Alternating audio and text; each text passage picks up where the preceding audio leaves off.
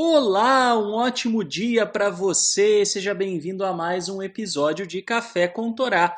Vamos estudar mais um pouquinho?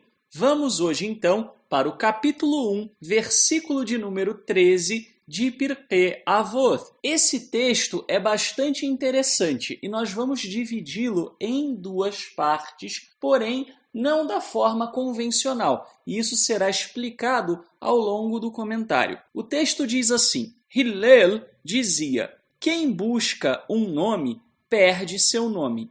Quem não aumenta seu conhecimento o diminui. Quem não estuda merece a morte. E quem faz uso da coroa da Torá perecerá. Meu comentário. Aqui nós temos uma estrutura poética semita muito interessante que é chamada de quiasma. O quiasma é uma estrutura que lembra um X. Se você olhar para a lateral de um X, você verá o quê? Que um ponto começa na borda externa, vai até o meio, depois retorna para a borda externa embaixo. E é mais ou menos assim que funciona o quiasma. O quiasma normalmente traz várias ideias que são paralelas de maneira espelhada. Por exemplo, se o quiasma tiver 6 frases, ele vai trazê-las da seguinte maneira: A, B, C, C, B, A. E aí nós temos que os dois As, os dois Bs e os dois Cs são paralelismos sinônimos, ou seja, querem dizer coisas muito semelhantes. E aqui nós temos um quiasma. Nós temos a primeira e a última frase sendo semelhantes e as duas frases do meio também sendo semelhantes entre elas.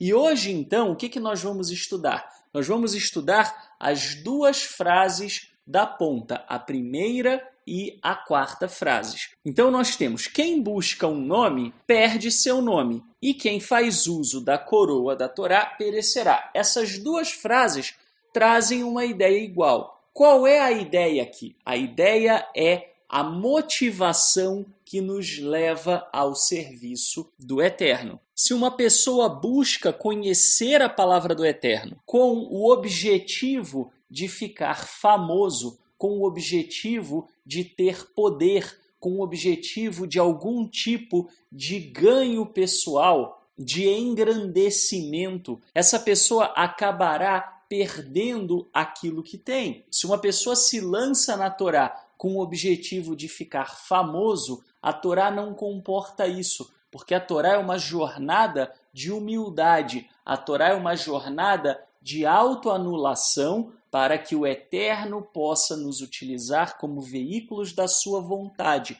E se você então se aproxima da Torá ou dos mandamentos, buscando algum tipo de status, querendo ser alguma coisa, querendo ter importância, querendo se destacar, querendo ter algum tipo de ascendência ou liderança sobre um terceiro, achando que se você viver a Torá você é melhor do que outras pessoas, você então cairá do cavalo, perderá o seu nome. O que é o nome na cultura semita? Está associado não só à reputação, mas também à autoridade, ou seja, quanto maior o salto, maior a queda. Nós não podemos nos aproximar da Torá com essa finalidade. Se nós fizermos isso, então o próprio Eterno irá nos humilhar, uma vez que isso seria uma grande distorção da Torá. Se a Torá é um caminho de humildade, não dá para se aproximar desse caminho buscando a exaltação. Não é à toa que a Torá foi dada através de um homem, que a própria narrativa da Torá diz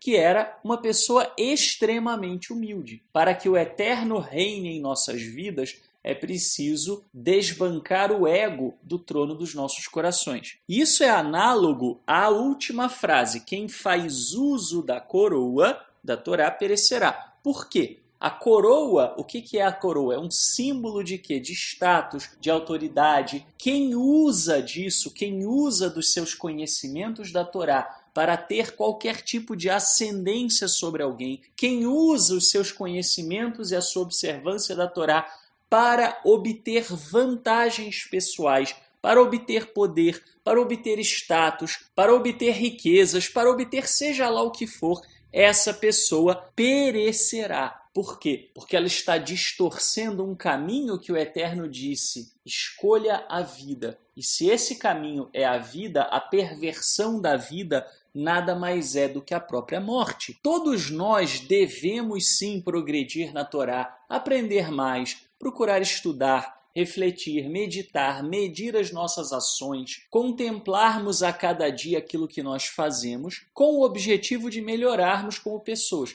Mas não devemos fazer isso para que, aos olhos de terceiros, nós sejamos engrandecidos. Não devemos fazer isso por acharmos que assim o Eterno nos verá como pessoas destacadas. Se estamos cumprindo a Torá pelos motivos errados, então não há validade nenhuma. Não é à toa que a corte mosaica, ao nos dar a halachá, a maneira de cumprir a Torá conforme a indicação dos nossos sábios, dos nossos juízes, diz que a primeira coisa por detrás de qualquer mandamento é a intenção. Uma intenção inadequada invalida a prática, ao passo que às vezes acontece o contrário. Se a sua intenção for pura, você pode ser absolvido de uma prática imperfeita. De nada adianta, então, nós trabalharmos o exterior antes de trabalharmos o interior.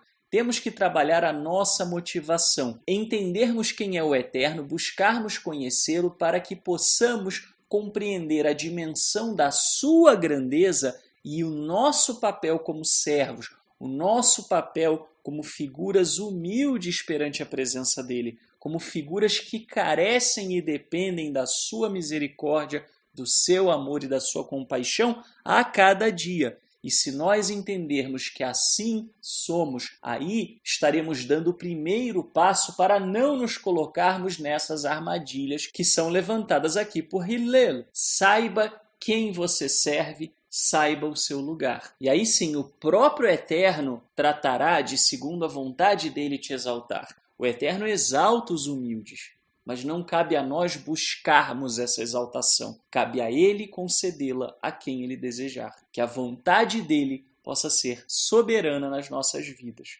Um ótimo dia para você e até amanhã, se ele nos permitir.